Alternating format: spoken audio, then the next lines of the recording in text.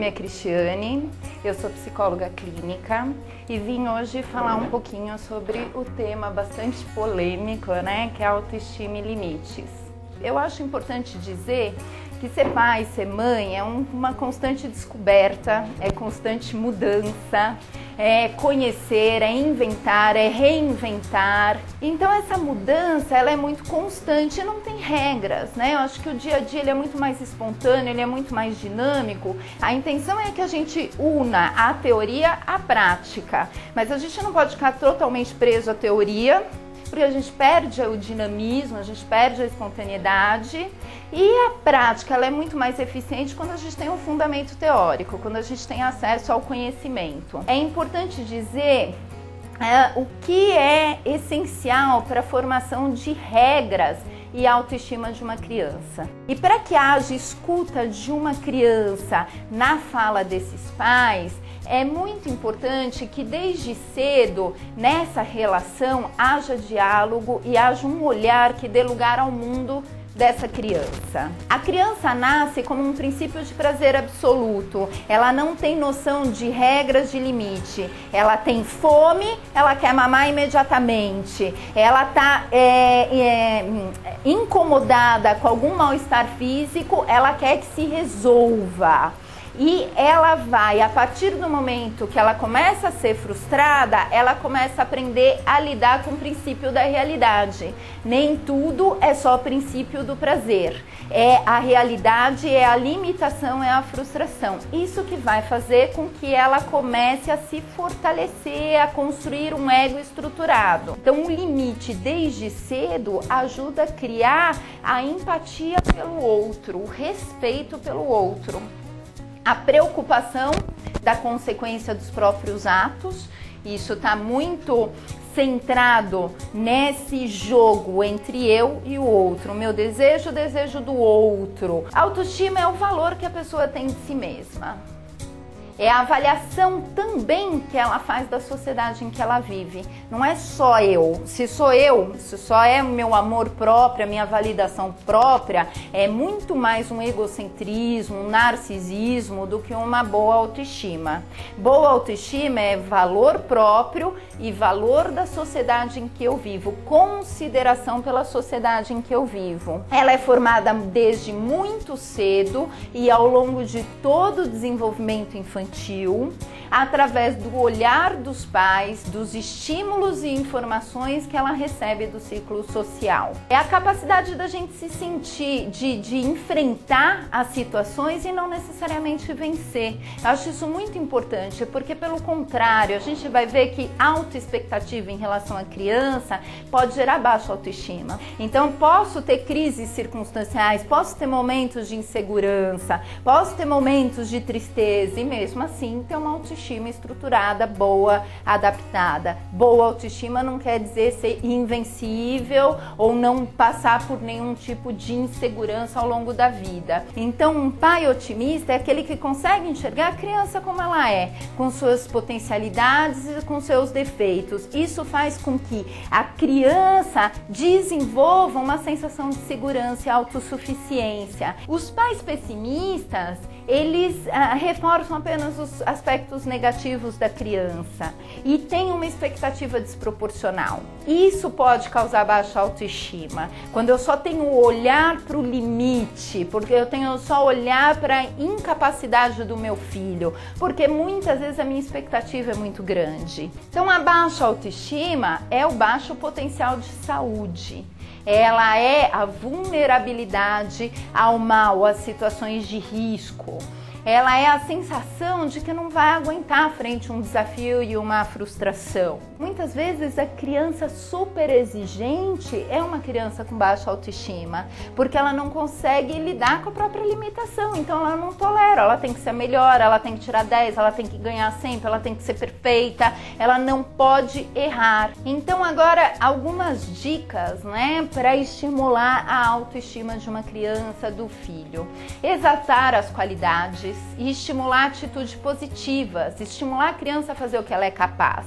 É muito importante dar um reforço positivo, mostrar para a criança as coisas boas que ela está fazendo, apontar isso para a criança. É muito prejudicial para uma criança, principalmente quando tem irmãos, comparações, porque isso é o desrespeito à individualidade dela. Não usar culpa para que o filho obedeça, né? O filho deve obedecer por respeito, por internalização dos códigos morais, por uma adequada autoestima e não por culpa, não por chantagem. Dizer que se importa com ele, dar demonstração do que se diz, né? Porque acho que toda fala, ela só faz sentido quando ela vem junto com uma ação, quando ela é coerente com a ação. Mas é muito importante escutar a criança, escutar o que ela tem a dizer, dar importância ao que ela tem a dizer.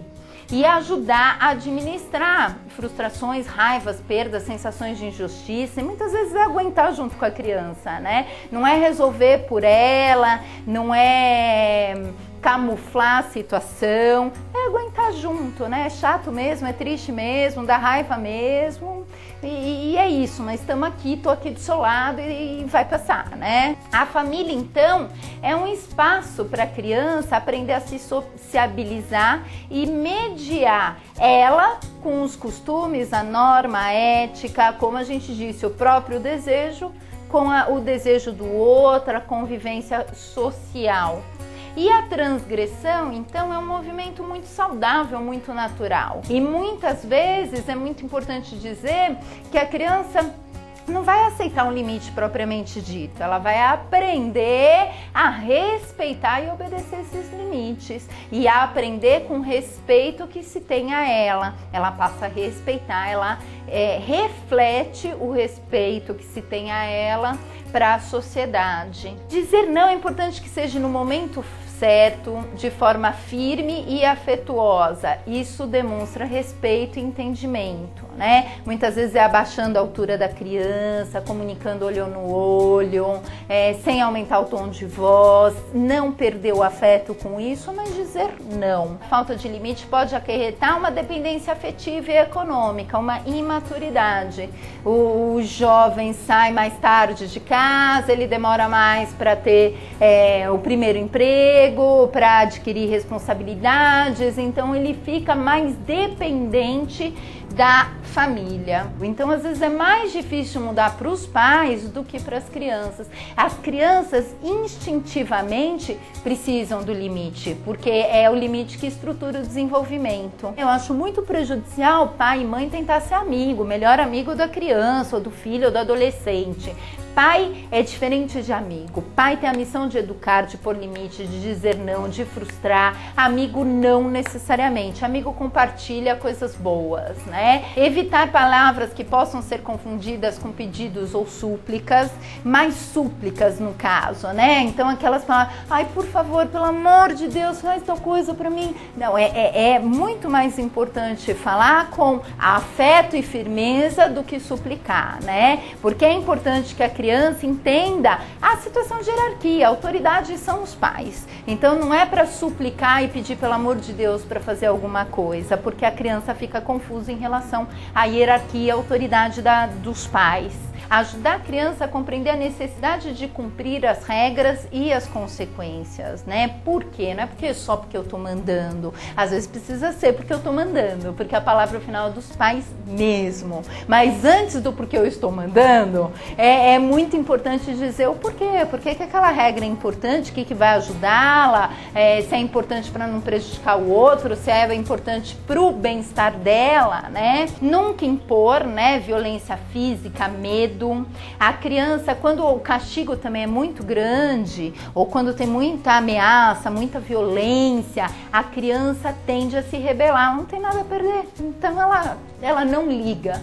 Mas por isso que é muito importante, não dá para tirar tudo e trabalhar com essas recompensas e punições e com bom senso, com equilíbrio, para que ela aprenda a respeitar sem desafiar esse não tenho nada a perder, não ligo mesmo. Mas é isso, eu tentei trazer algumas coisas, principalmente da situação cotidiana. Agradeço pela escuta. Então tá bom, muito obrigada.